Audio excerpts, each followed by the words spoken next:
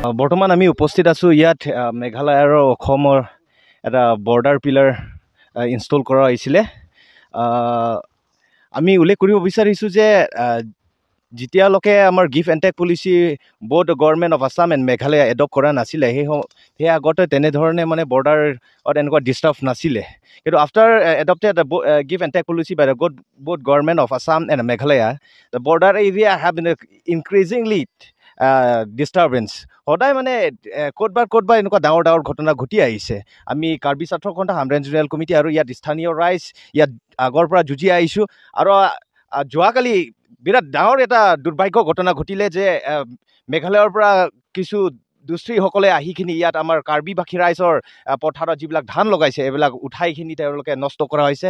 আৰু ৰাতি তেওঁলোকে ইয়াত যিহেতু border pillar proper border pillar আছে, এইটো ব্লাষ্টিং মাৰিখিনি তেওঁলোকে নষ্ট কৰিব বিচাৰিছে। ইয়াত কিছুমান মিছক্ৰেনে বৰ্ডাৰ পিলাৰ যিবিলাক আছিলে ধ্বংস কৰি পেলাইছিলে। ৰাতি আমাৰ তাপাততো একদম ধ্বংস কৰি পেলালে। এনেধৰণে তেওঁলোকে ব্লাষ্টিং ইউজ কৰে। এই ব্লাষ্টিংবোৰ ইয়াত আপোনাৰ তাপাতত এটা পথাৰত ইয়াত প্ৰপাৰ এটা পিলাৰ আছে, এই পিলাৰটো নষ্ট কৰিবলৈ এনেধৰণে তেওঁলোকে হাতিয়াৰ ইউজ কৰি পেলাই বৰ্ডাৰ পিলাৰ নষ্ট কৰিব